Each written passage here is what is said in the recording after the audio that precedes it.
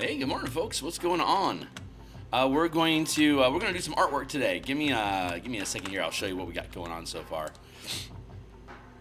Yeah, here, enjoy that, and give me a hot second here. I need to check in on my signal, make sure my sound's coming through clearly, do some really fast social media posts. It'll take about a minute to do that, so you can skip ahead a minute to see what's happening on the other side. Give me a second here. Sounds like, yeah, volume's coming through loud and clear. And it seems like sounds like the music volume's not so bad. That's good. I need to do just a couple posts on the social media. It's like 10 clicks and then we'll be done. So hey, my name is Phil Kearney. I create role-playing games. I illustrate them. I publish them online, and we're creating. Currently, we're making some landscapes. We just finished an adventure for Eberron, and I'm working on packaging it off screen right now. So I have a gap in production for the moment, so I've decided to fill it with some Bob Ross art. And so my posts are done. Let me just say, if you think this stuff is cool, come on, flip. Let's fix our canvas here.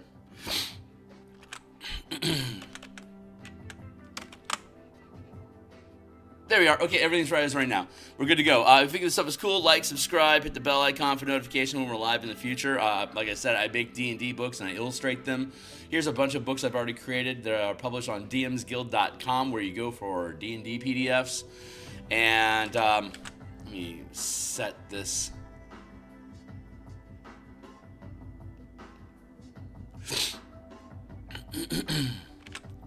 There we go. Yeah, they all have free previews. They're chock full of my art and ideas. Enjoy.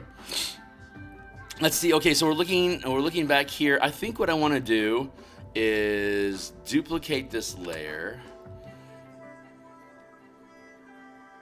and I want to flip it. Free transform. Flip horizontal. That'll be a cheap, easy way to add in some more background stuff, so I'm going to reduce the size of that a little bit. Merge down.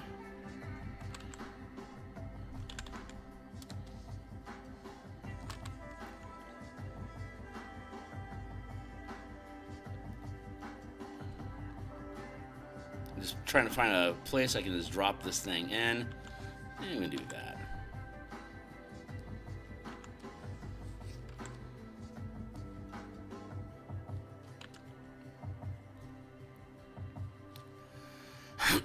And let's see, not that one. Yeah, that one will do. Duplicate this layer. Merge it. Free transform. Flip horizontal. I'm going to compress these a little bit.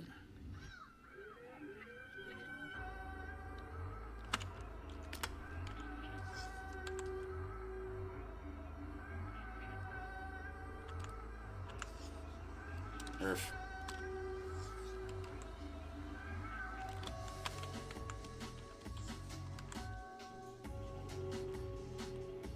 Free transform. Let's just resize these a little bit.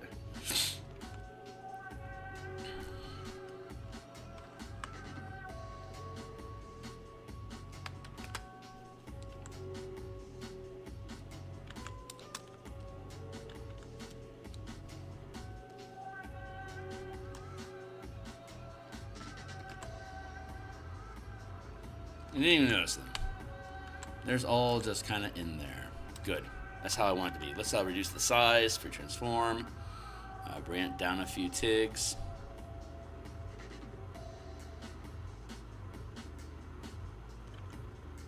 No.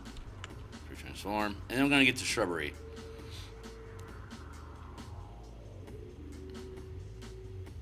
That looks good there. I want to take these and bring them over here a little bit. You in particular, please. And thank you.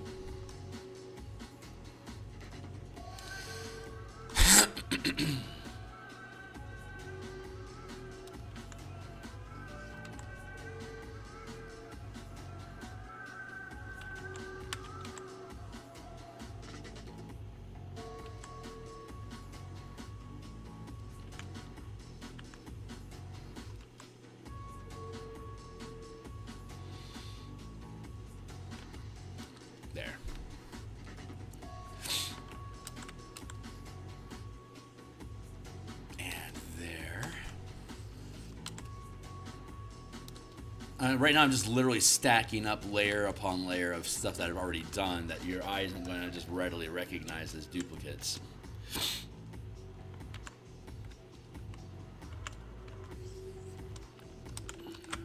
Transform, flip horizontal.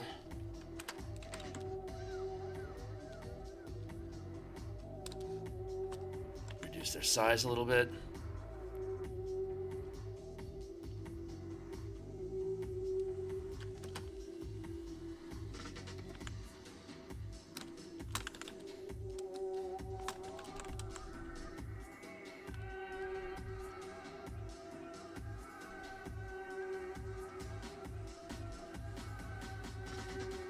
Reduce the size a little bit.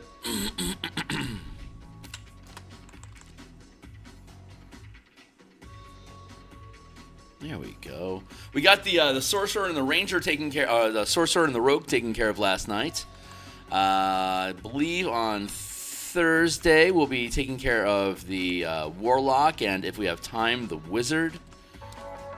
And then we will, hold on, just one last little snidge over here I think is all we really need. Let's free transform, flip horizontal, squeeze these in a little bit.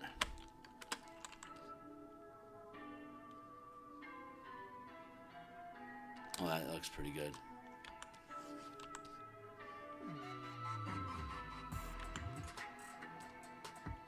Yeah, like that. That's starting to feel pretty dense. So let's just leave that be before we get carried away. Like we haven't already. Tree line is done. Next we're going to add on a layer. Let's check out a reference. I don't think there's a lot of scrub brush on the ground here, but I think there might be a little bit that we can enjoy using. That's largely a no. I want shrubbery.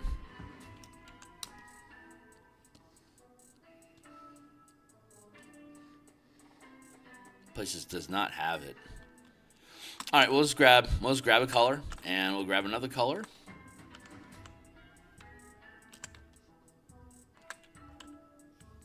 Let's do that. We'll try doing this. So let's drop the reference image out of the way, and we've got a new layer going here inside the. We're going to do shrubbery.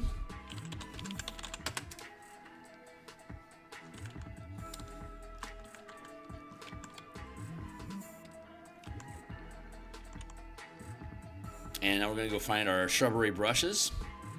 Let's start with the foliage texture brush. Here's what it looks like. It doesn't look like much, but when you layer it all together, it starts to take on shapes. So that's what we're gonna use it for. Let's add a layer and then blip this layer. Okay, so let's see. Question about making monsters in D&D. What can you do? The first thing you start with is always going to hold on. All right, monsters in D&D. The first thing I always want to start with is a base monster that already exists. That makes it a lot easier for me to be able to start. Find a creature that is an appropriate CR XP balance for the characters where they're at. Use the I find the deadly level of encounters for DMG 2024 to be the deadly amount of XP per encounter for teams of 3. I think is just about accurate. You just have to bump it up one. Like if you bump it up 1 CR with 3 people, like if they're 3rd level and like they need 1,800 experience points worth of monsters to make a good fight. I don't know if that's the number or not, by the way. And then the CR for level 4 deadly would be like 2,100. Go with the 2,100. Just nudge it up a level. That's for 3 people. If you have 4 people, you want to. I find pushing the CR up about 25% or more is generally going to work out. The teams can just handle it. It's D&D 5e hits a little light. So the team really has to have the dice going against them to be killed by a deadly encounter. If there's 4 or more people.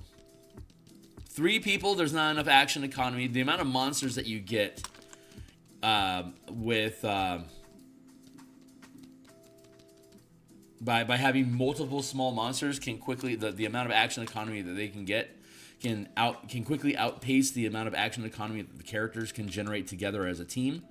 So it's when you have more action economy than the team does, that's when there's potential trouble. And generally, I like to keep things that hit the characters to be like not hit for more than 20% in any single attack. Like if I'm going to have, if we have like second level characters with 15 hit points, I don't want to do more than, 3 points of damage doesn't sound like a lot. But small, like a D6 or like a D6 plus 1 is going to average around 3 or 4 hit points of damage at second level. Each character can be hit multiple times before they die, and they're going to want to expend, after being hit twice that way, they're almost dead. They're going to want to use resources to restore their hit points. So that's a good way to go. So we just layered in basically some ground scrub to separate the trees from the ground, just to keep things simple. And now I'm going to use a light 20% eraser and scratch at the bottom of the foliage of the shrubbery here, just to fade it into the landscape a little bit, and then we'll probably dust along the top with this 20% as well, just to thin it down at the top, to fade it into and actually we're going to leave it sharp on top. Let's follow our best practices. But yeah, we want to fade the bottom part of it. And then we're going to add a highlight color that we picked out for the top of the shrubbery. And then we'll do the front grass work, and then shoreline, water edge, and then we'll do reflections of the background into the water. Where'd my, let me find my tools real quick here. This piece will be done, what color is this? That's a red, so that's not going to work for the water generally. We're going to do a reflection into the water, but we're almost there. Stay on target. Let's flip here real quick to get this highlight color. We're going to use the same brush, but we're going to make it a little...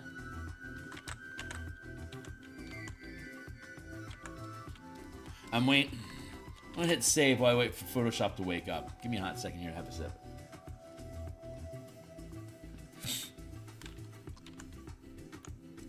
There we go.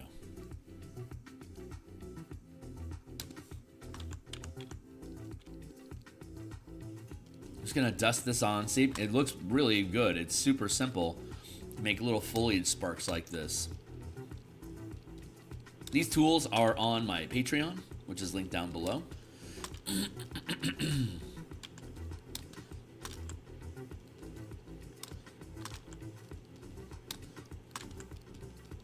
I'll make the high-res JPEG as well as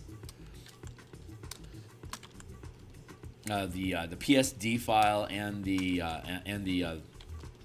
what's the word I'm looking for? And the brush set that we use. I'll put that all in a little bundle on my Patreon. If you're a $1 subscriber or more, you'll get access to it.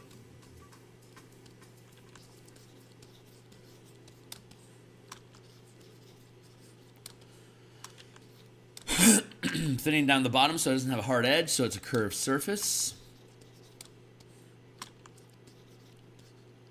Very quick and easy. I don't have to make, since it's so far away, I don't need to make these complicated. But I will use the same technique here in the foreground here, and we'll use those same techniques when we put shrubbery here as well. But that was very simple. That's all we really needed to do. So now we're going to grab our grass brush. And what time is it? 7:03. We have about an hour. I'm going to actually cycle down with 17 minutes. Yeah. Instead of 20-minute bursts, I'm going to do 3 17-minute bursts. They'll go by a little bit quicker than I'm used to, but the end result will be us bouncing out of here on time. So I stream Monday through Fridays in the morning. I do game design on Mondays and Thursday nights. Last night was super freaking fun. And, oh, interesting. Yeah, let's start there. So this eyelash brush that we're looking at here, I use this for grass work often. I'm going to conceal that.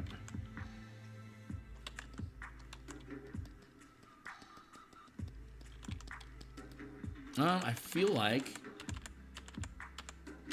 the best way for me to use this tool right now is to put it at about 50% opacity, so I can layer on the color on top of each other, and it adds texture.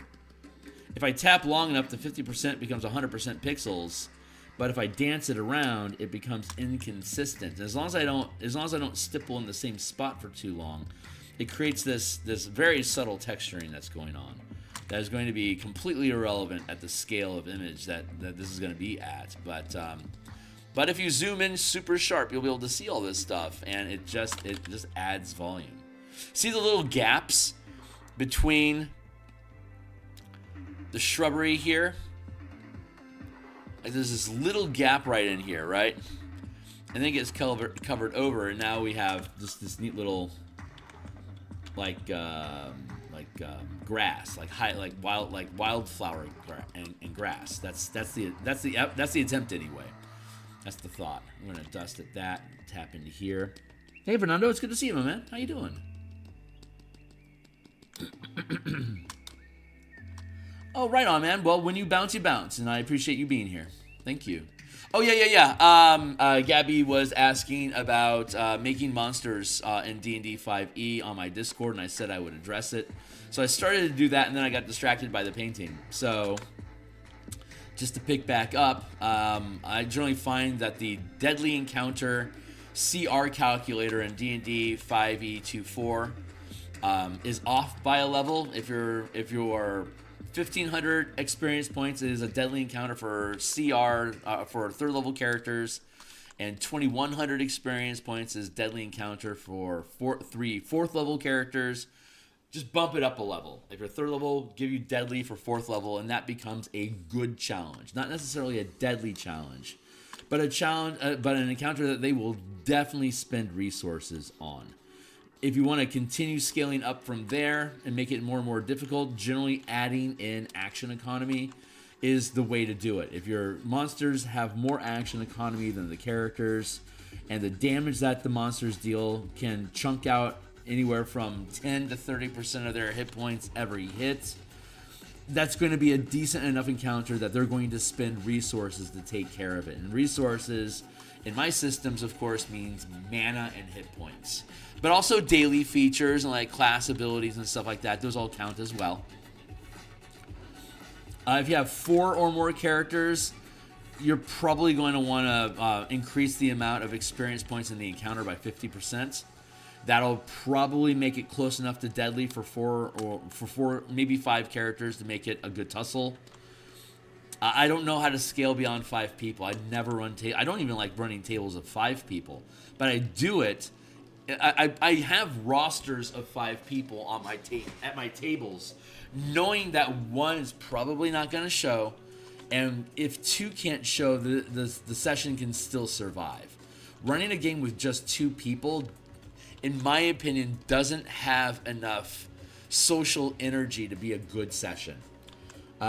There is some merit to be held about doing solo sessions or duets, but I think like if I were to, generally I don't do it. There's not enough action economy. There's not enough ideas. You can't break it. If you have 3 people, you can break a tie on any decision that you make. If you only have 1 person, they're the only one making decisions, and if they decide 15 years go by, then technically they can do that, and you have to figure out how your narrative is going to work. So a single person taking action is generally just going to be able to fire through content. You're going to churn through about 50% more content than you're used to if there's only 1 person there. Potentially twice as much.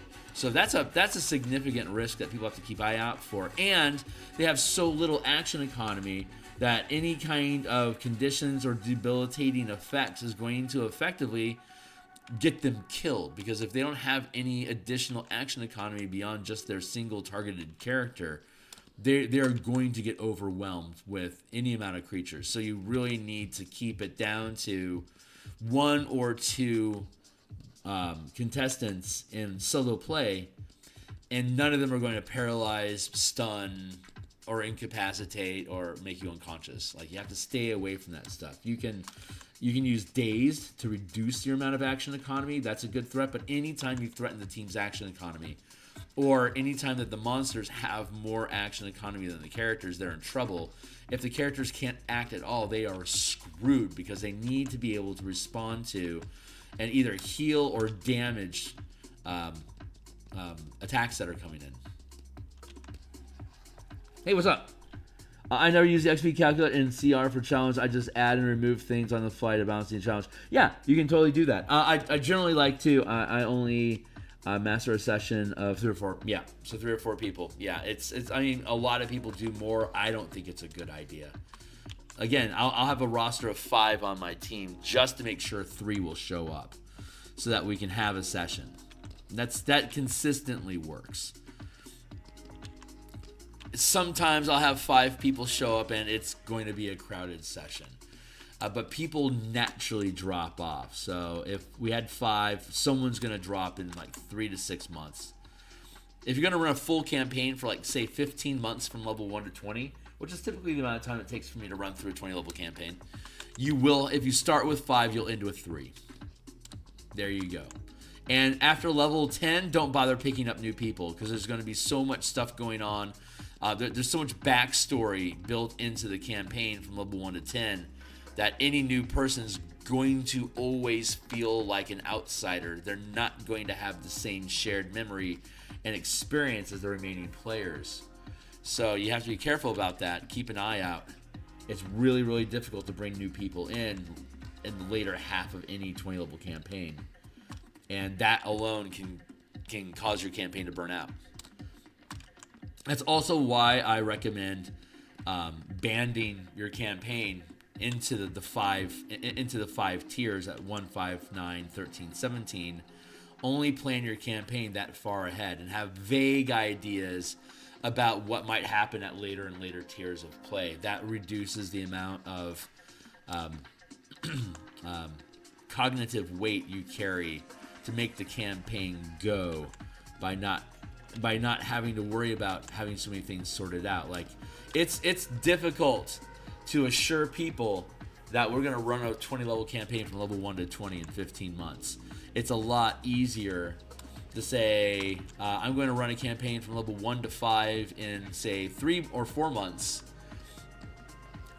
And at the end of it, if we want to keep going with it and build on it, I can.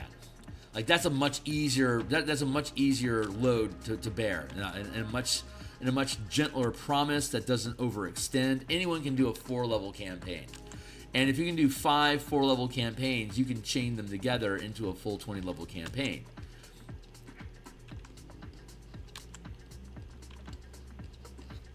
There you go. But monsters, yeah, I generally I find the 5.5 CR system actually works pretty well. You have to upscale a little bit because characters are always going to do better than you want them to. I'm going to grab the foliage brush that we used for the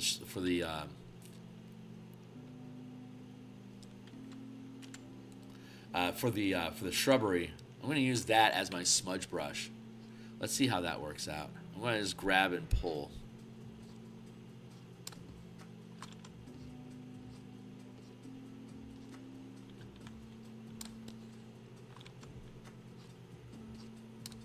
I don't know if it's making any difference at all, honestly. Probably not worth the squeeze. But we'll keep up with it. There's so much texture going on inside here because we're stacking multiple types of brushes over each other that have different types of brushes, like curved brushes, pixeled brushes, stippled brushes. We layer them all together, and the brain just kind of feeds it all together into ground foliage. That's like as far as your brain really takes it. It kind of just gives up after a while.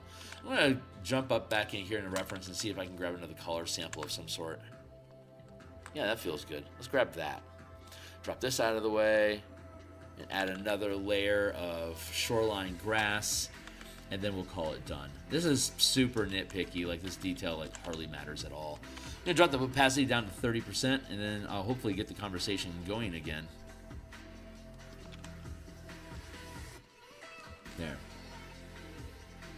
That's the official title on D&D Beyond now. They call it 5.5. Yeah, it's very simple. You just add up the XP of all the monsters to like whatever your character's level are. Your character level time number of characters equals the amount of experience points worth of monsters there should be, and then just add up all the monsters. And I find that actually works pretty well for 3 people. The deadly, if it's your level plus 1, so if you're 3rd level, find the deadly level of experience for 4th level for a team of 3 4th level characters instead of 3rd level characters. And whatever that amount is should probably be a good fight that won't get them killed right away, but will force them to burn resources. So so Gabby's question was, how do you like homebrew or make monsters? So I always start with a CR that's appropriate. And then we look at how much damage does the creature do, what's its DC saving throws, and what's its resistances and immunities, if it has any. And then look at similar CR creatures to see what kind of immunities, damage, and saving throws they have. And then just blend them together. It's cheap, and it's not very exotic. But you just steal things from other monsters to make something new. The martial power system that we've been developing, it's all the 169 powers that characters can get access to as mana expended powers like spells. Those are all intended for monsters to be able to make use of as well. So the list of powers that exist in the martial powers book that we have, the links to on my Discord, it provides a ton of abilities from CR1 to above 14. At that point, it all kind of just flatlines. But any powers that you see in there of an appropriate, like at 14, at CR 14, the monsters can make use of all the tools in the toolkit. It's up to CR1, up to CR5, up to CR9, up to CR13, and then 14 plus. Those are the 5 ranks of monsters. Even though monsters go up to CR31, after CR14, they pretty much get to use anything that's in the martial powers book as alternate options for what the monsters are already doing.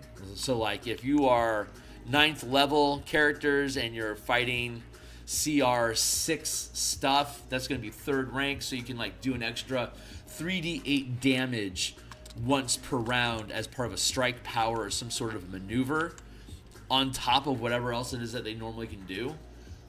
You're going to be dealing enough damage to make them a significant threat. So the martial powers book that we've been developing is in my opinion, just take the CR of the creature, whatever CR it is, that's going to be its rank.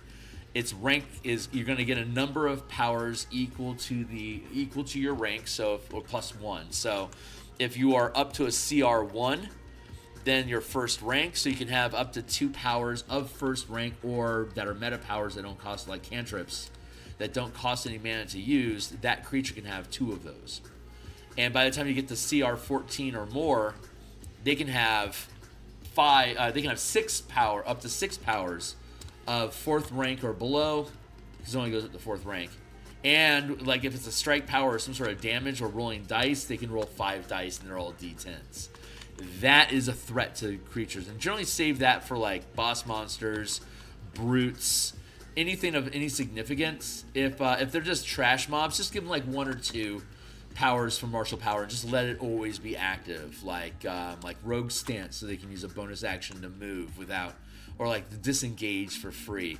If they're a skirmisher or maneuverable, like give them something like that. If they're a tank, give them resistances and immunities. So just find the CR, the experience point level that's appropriate for the characters. Pick out some of the monsters. Give all of them like a unique power or like a weapon mastery, like topple or push or sap.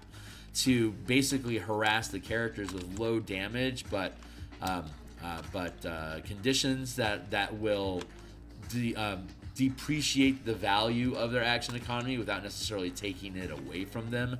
If you have teams of 4 or more, stun and paralysis is perfectly viable, especially if they have a stun monk or a hold person type of character on the team. Turnabout is perfectly fair play.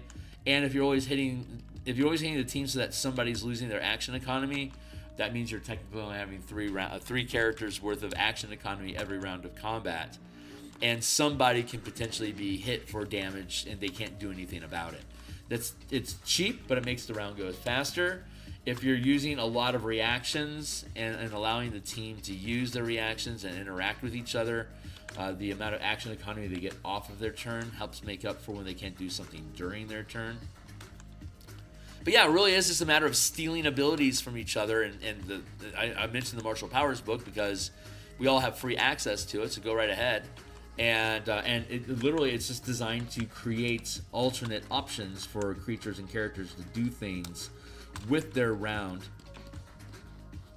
to give them variety and something interesting to do. So my basic answer to how to make monsters interesting, Martial Powers. The answer is Martial Powers.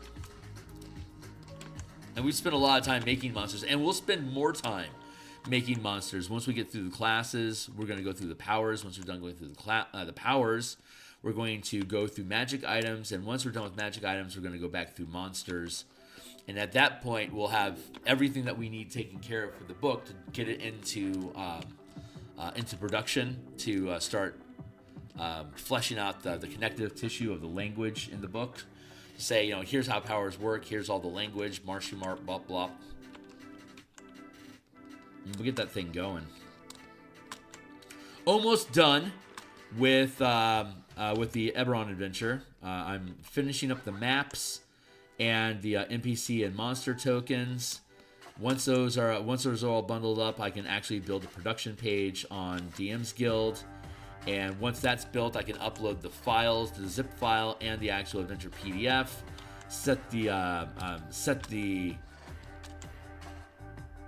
preview to full, and hit the publish button, and it'll be good to go. So it's highly likely by this time next week that the thing's going to get published. If I have any luck at all, I can get it done maybe on Saturday. Probably not by Saturday. We're really running out of stuff to do in that book. We still have to do part 2 and 3. We've finished all of the map of all the villages and buildings and rooftops and stuff like that for part 1. We should be able to finish the NPCs probably tonight or tomorrow. We'll get the forest done tonight and tomorrow, along with the NPCs and monsters. Tomorrow we're gonna get going on the manifest zone optional encounters, and by Thursday then we'll get the cemetery done. Friday we can probably get the gatehouse done. Saturday we'll probably be able to get the flooded fortress done, and maybe we can get the underground facility done, which probably means Sunday, Monday, and Tuesday to finish any stragglers. Yeah, Tuesday next week feels incredible. The time works out. I think Tuesday next week is when we're going to bounce. And that means that I will no longer be working on that in the evenings, which means I can start working on other books in the evenings and start collapsing time frames to get all these things that I wanted to get done, to get them done. Hey, I'm liking how this is turning out. This is looking really good. So I'm just going to finish off this the shoreline here by just dotting in and then erasing this grass brush that we use. And by erasing it, we can remove the bottom edges. After we do this, we're going to add the reflection from the mountain and sky and trees here. And then once we do that, we can set in the actual shoreline. like where the water line, where the water actually meets the land, is going to make a little. You'll see it. You'll see when it comes in. All right, so shrubbery is done. Reflection. This is so dummy simple.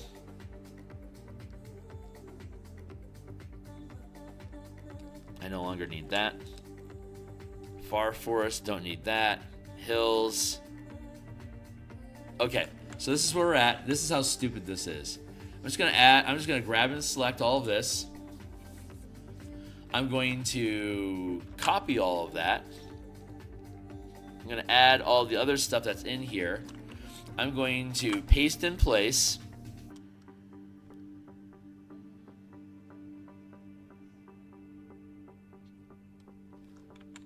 I'm going to flip vertically.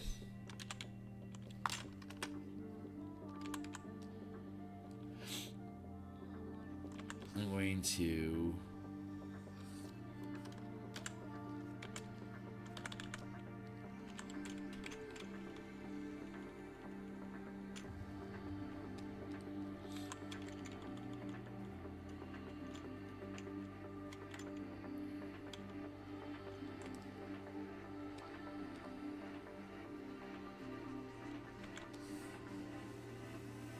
Then we come along inside this tree line here.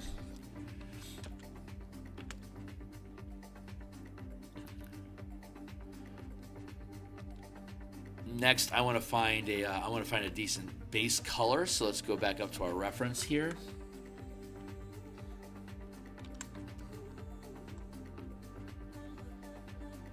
Yeah, perfect reflection going on in here. Let's go with let's just go with a. I'm gonna go with a base. I'm gonna go with a sharp blue.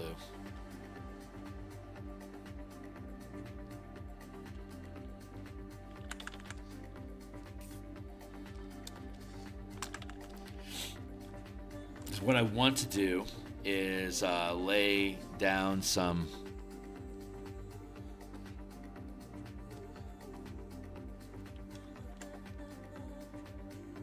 reflection goes behind the tree line. Like that. I'm going to drop in some color here, just some generic blue.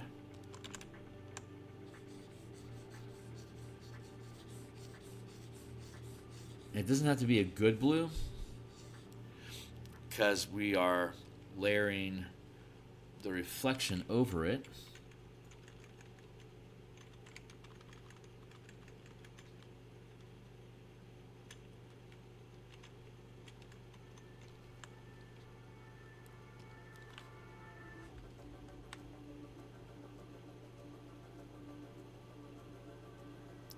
Let's duplicate these layers.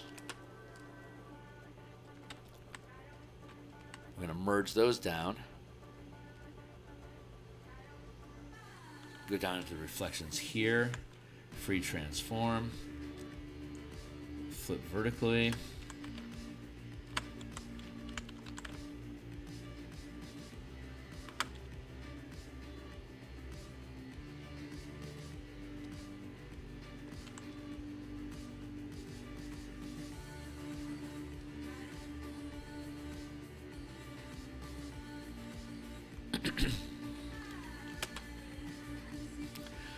So that makes me think I want to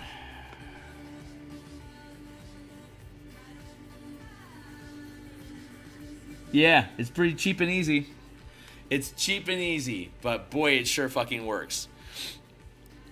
Let's take these two things here and let's. Hey Fox, how you doing, my man? I'm gonna take this. I'm just gonna add just a little bit of fade to it. It's like 96%, just a touch reduced. Let's see if I can push that just a little bit more. I'm gonna fade that there, but I'm gonna switch up that.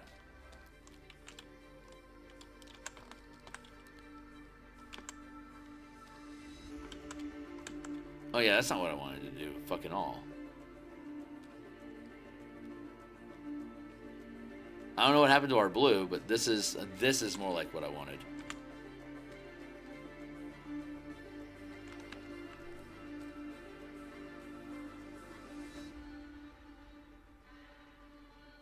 There. Mild fade. But for now, I want to drop it down more so we can see, so it's easier for me to tell where the actual line is at. Here's the actual line here. So we're gonna scratch this in here. Let's just drop this a little bit more to make it a little bit more obvious. Maybe push this one. No, yeah, that whole thing should be fine. What's up? Do you add some effects? I'll end up doing some water brush work on it. But all in due time. We need to do the water line first.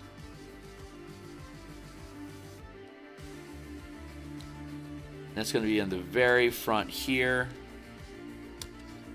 And we're going to grab mostly like super sharp.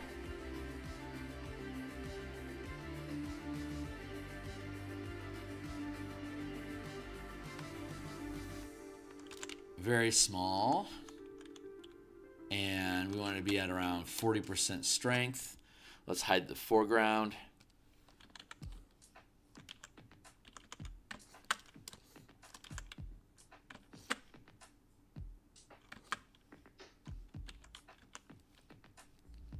Eraser tool, 100%.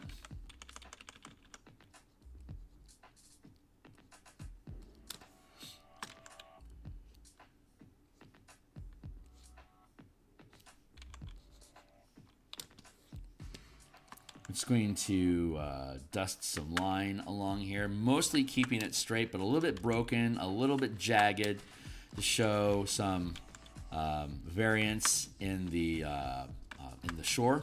So it's not just like, you know, perfectly straight line. But we're going to blend it down. So give me a moment here just to finish running the course.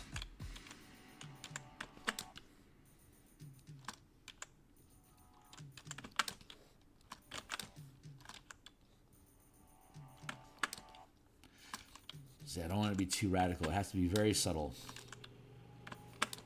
Because water is flat, so we have to be mindful of the curvature.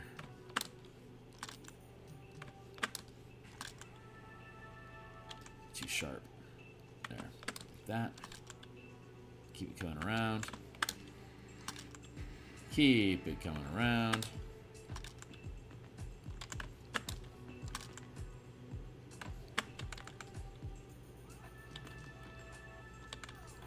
Now we're going to use our cloud smudge brush at about 70% strength, I think. It's just and a lighter eraser, so I'm going to pick out with erase it a little bit here and there just to break it up, and then smudge, break it down a little bit, and smudge. Break it down a little bit, grab the edges here and smudge.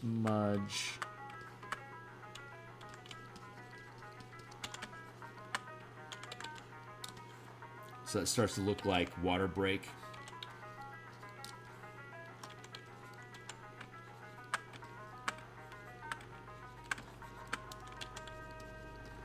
And I'll erase some of that and smudge on it a little bit more. I feel like I want to push this down just like a TIG. Top line there, underline here, here. I want to break these things up.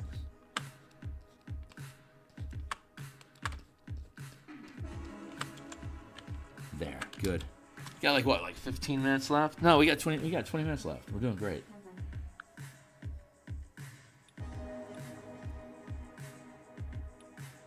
Yeah, we're right on time. This is about where I thought I would be. I'm actually fairly accurate with these pieces. This is episode 9. We'll probably be done by Friday, episode 12. And then I think I'm going to pick up one more thing. I think I've got a request to do a painting of a crow in a tree. I'm going to verify that's true and see if there's a reference image that I should be looking at. But I've got a gal that wants me to paint a crow picture for her, so I am going to do that.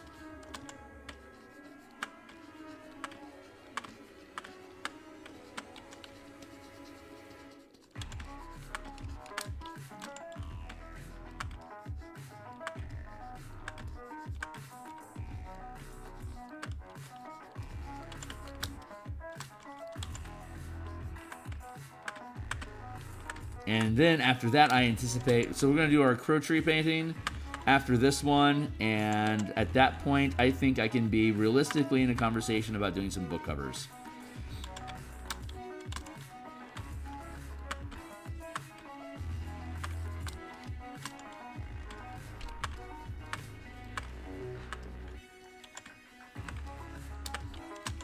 I hit the eraser in here a little bit more. Hey, what's up? Request an Arctic fox.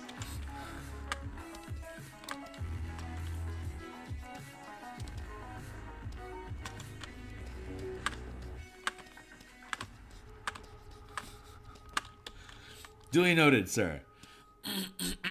Yeah, that feels pretty good. You don't have to do a lot. It's just it's necessary. So let's take this back up to 100% there. Now our water line, it actually helps separate them. It makes sense, right? Let's yeah, I'm gonna push that up. There we go. Its original position was right. Okay, we got that in place. Let's add in the rippling before we get involved in the foreground.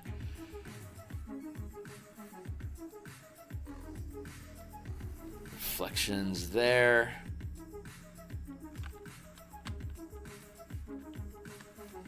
Go down here. I'm going to make this its own thing. Water line. We can actually use this for additional shit. Hold on real quick. Okay, great. So what the next thing I want to do is I'm just going to start.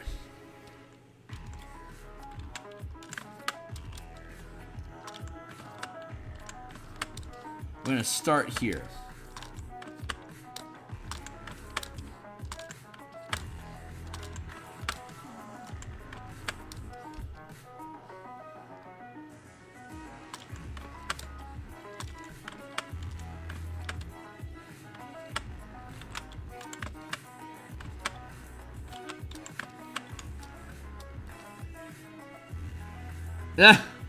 Yeah, keep that in mind. Those R's are important.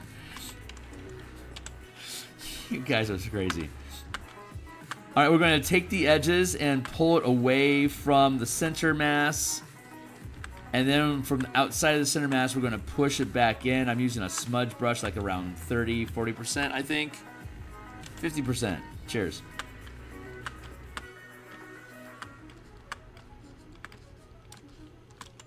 So we're going to start with these lines, and then we're going to grab colors off of here and do a similar effect, but with a color. So the color rippling will push out. It's going to take a little bit of time for us to do this, but we got 15 minutes. We'll see how far we get, and if we need to spend some more time on ripples tomorrow when we start up, we will.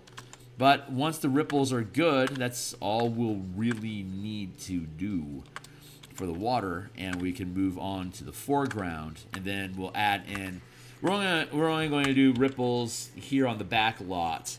With this coming in here, like I don't want to do anything further forward than here. This is as far forward on ripples I'll get. Once we add in the foreground here, this will set a new base point for our ripples. So I'll do one band here, I'll do another band here, we'll do a third band here, and then we'll have a final band here. So it'll be 4 levels, like 4 layers of ripple that we add into the piece. Shoreline.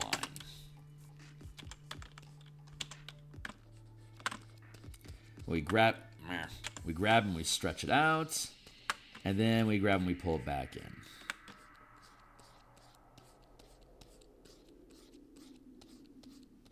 Smudging. It's just more basic smudging. Super easy to do.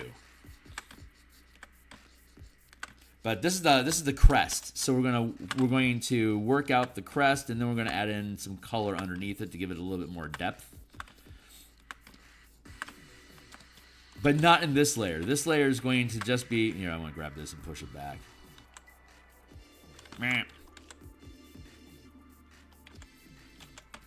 This layer is just going to be a line. The next, the mid ground that we do, there's going to, like I said, there's going to be 4 layers.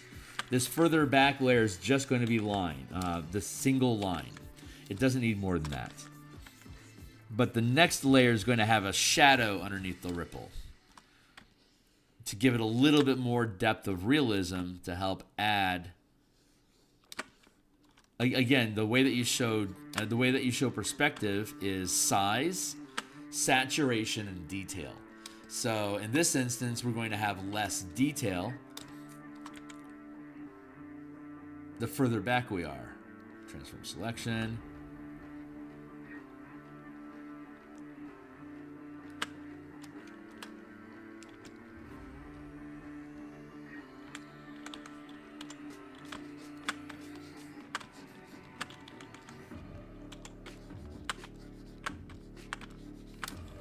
Make sure everything feels good. It goes off screen, so that's great. This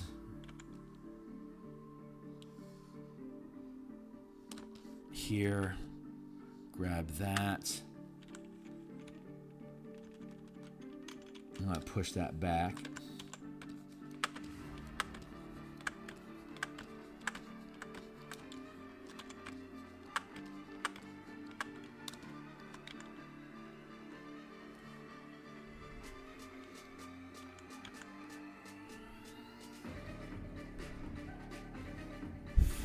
Flip horizontal and compress. Erase a little bit here just to fade it in and pull on the edges a little bit more.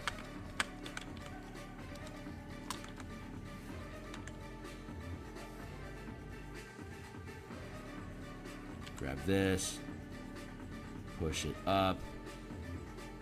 Let's squeeze it in a little bit. Free transform, squinch, free transform, rotate 180, there.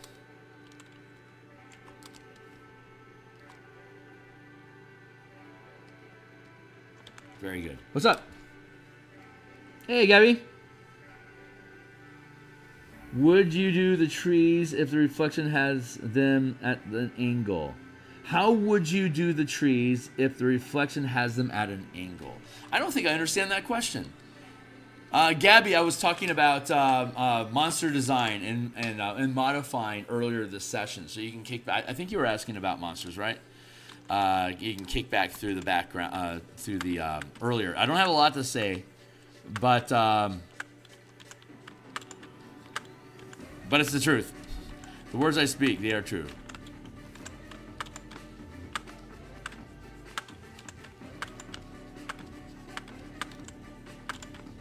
I can have more ripples over here in the line because it creates more points of interest. Okay, so you mean I want to make monsters. Yes, yes, yes.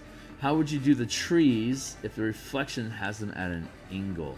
Like if the, I don't think if the trees are straight up and down, if the trees had a 30 oh yeah, it's just reflection. So like you can see like this angle here, and you can see it's matched here. It's just, it's just literally just reflected. So if we have a tree like this, and we're just going to copy paste, free transform.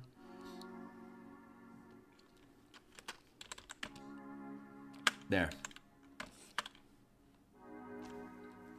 It's just a little reflection, and that's always how reflections work. There was a cool YouTube video talking about the physics of mirrors, and what they actually do. I'm going to go on a quick tangent here real quick. So if we have a face,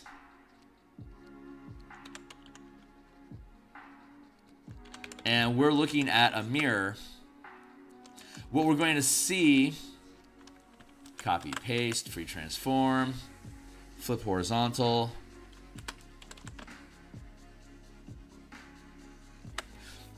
Okay, this is what we imagine we see, right? This is how we envision it. Here's our nose, it's closer to the mirror. In fact, the reality of it is that free transform, flip horizontal, it's actually, the mirror is reflecting equal distance. So the distance to the mirror here is also the distance from the edge of the mirror to that point, right? That's obvious, but it's only going in one direction. What we're actually seeing in these pieces is an inversion. Like if we're looking at a hill, right, a conical shape here with a hill that goes like this, right? Here's the interior of it. If this is outside, you could also have that be inside. Like how to put it? If I've got a shape like this and I reflect it, this point seems furthest away from us because of what we know about our nose, what we know about it projecting towards the reflection, but it's not actually projecting towards the reflection. It's actually the same. The tip of the nose isn't this far away. The tip of the nose is actually this far away. And then the reflection picks it up again here. So we're actually seeing an inside-out version of our nose in our reflection, but because of the way that the laws of light are perfectly reflecting what our eye is taking in, it looks like the highlight of the nose is pointing towards you, while the highlight of your nose is pointing towards the reflection, but it's actually inverted and collapsed. Like as though you were to turn a glove. They said like as though you were to turn a glove inside out. It still has the same 5 fingers in the same proportions. It's now just been flipped inside out. So it looks like it's facing towards you, but in reality that nose is facing away from you, but it's still showing the highlights above the nose. So you think it's actually doing this, but it's not. So whenever you make a reflection, it's going to perfectly mirror or reflect back what it is that you see, and it always works on a vertical plane because our bodies, our mind is vertically aligned. That's just how we see things. So when you add a reflection like this, it's automatically going to reflect like this because off of that surface, this to here is we're working on an angle here, so the reflection is actually going up and down like this, and we're seeing across it in a plane like this. So we still see the up and down angles of this. Anyway, I thought it was cool.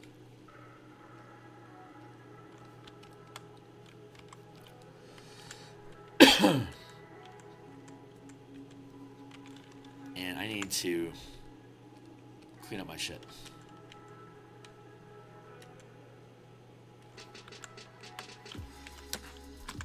Anyway, that tangent. Hopefully that made sense. It might not have.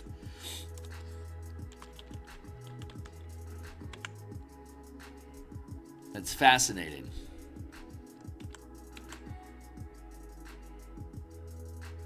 There, let's squeeze those in together. That feels good.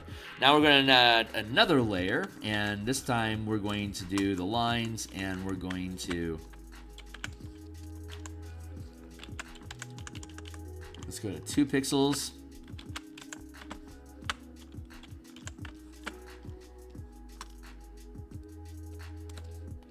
And we're going to put more of them in, but they're going to have them more sparse. And we're going to add a reflection, a shadow underneath them. So we're keeping them relatively in this plane here.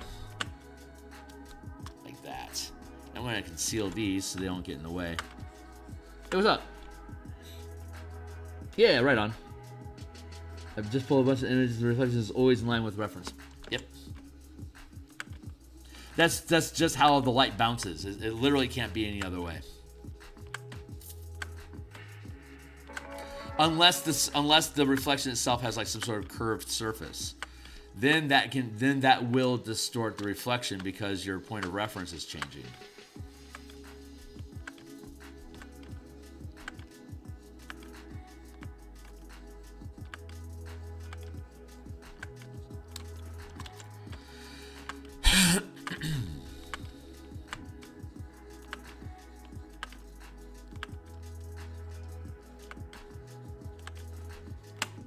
I just got a ping that I didn't expect to get. Hold on.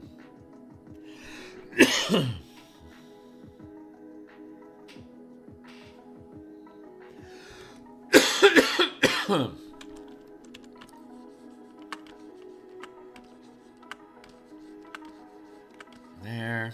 Ease that in.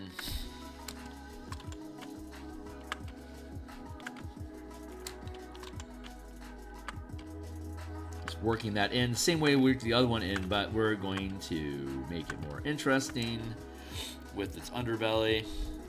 That all feels pretty good. I am damn near out of time, so let's add in another layer here, and we're going to grab whatever the darkest color that's underneath.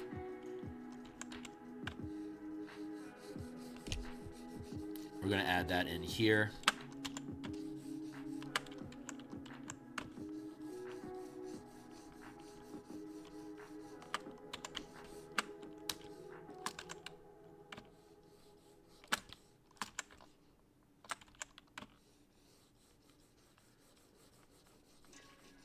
Very subtle.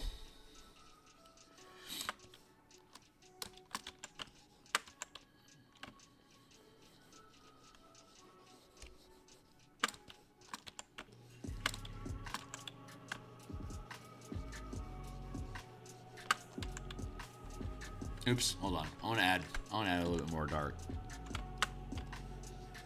I'll make it a little bit easier.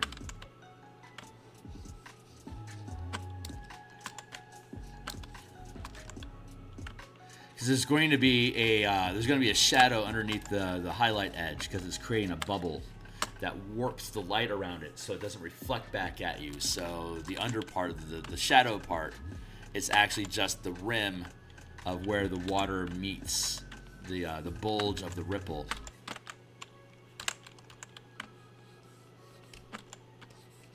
And then we fade that in as well.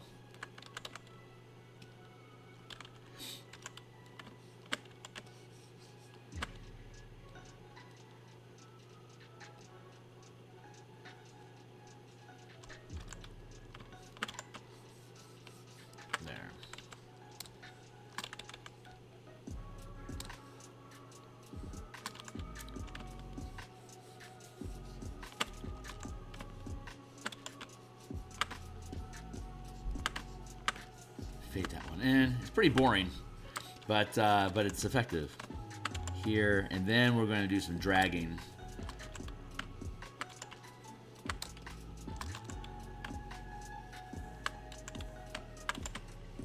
That feels pretty good. Just to have those in. Now we're going to take all of that and drop its opacity a little bit. Just to sink it into the terrain a little bit better. And for my next trick,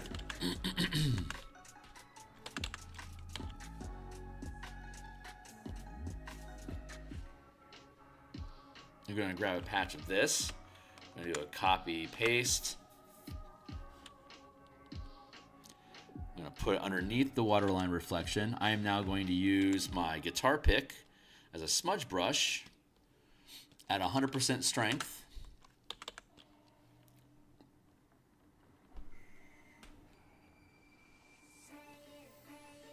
I'm going to reduce the opacity of the reflection so you can see it. I'm going to take it, that's my time, but I'm going to take another minute or two here just to look at this process. So we're going to go here to this water line that I just duplicated. We've got our We got a guitar pick, which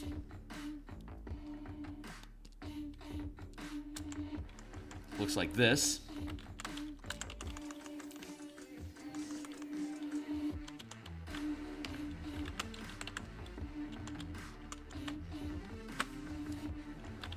Smaller. Come on, baby. Thank you.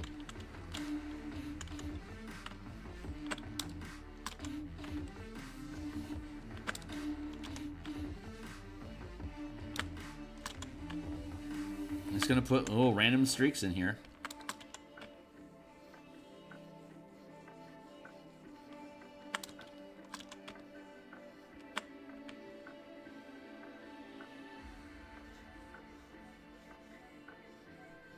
Smooth that stuff out. Streak in.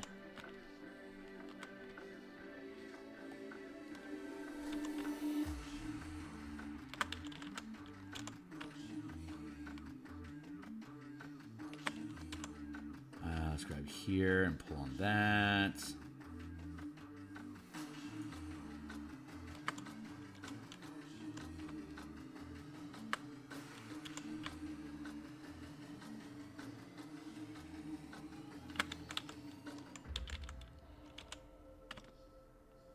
Layering here.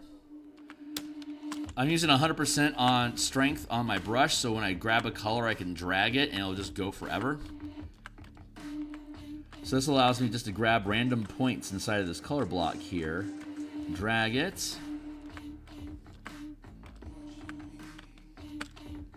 take our reflections, bring it back up to 100%.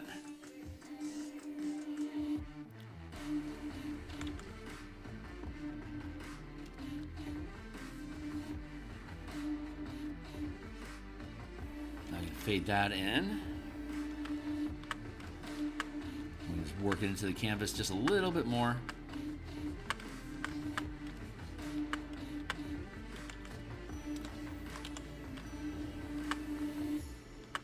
That creates another ripple layer that uses the colors of the environment just to break it up. So I'll do a few of these ripple effects.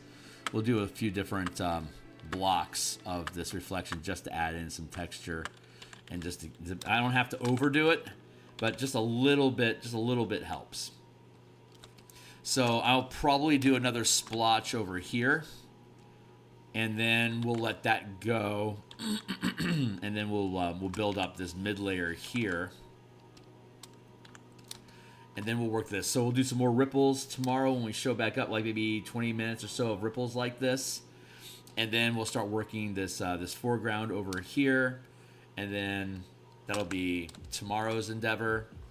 And then Thursday and Friday we'll finish this foreground piece over here, and maybe, I don't know, maybe like some incidental stuff, like I've been talking about putting a temple up in here. I think that's a cool idea. Maybe we'll do that. I don't know. We'll see. But this is where we're at so far. It's coming along really nicely. I'm really happy with it. So that's it for now. I'm going to bounce out of here. I'll be back tomorrow morning, Monday through Friday in the morning to do the artwork. And then we'll be back doing game design on Thursday night and Saturday morning. And we'll be playtesting Strixhaven Mage Tower PvP at 14th level on Saturday. And I'm looking forward to that. 14th level, 16th level, 18th level, 20th level. That's our countdown to then do our session 0, to assemble our team into our session 0 for the Spelljammer Mecha Kaiju campaign. Voila. I'll see you guys tomorrow. Thanks a lot for hanging out, asking questions, yada yada. Oh, wait. Did you know that old-timey mirrors had silver backing? Yes. Yes, and that's why old mirrors wouldn't reflect back vampires. Oh, that makes sense. I understand the reference now. Super cool. How interesting. All right, I'm out of here. See you guys soon. Cheers.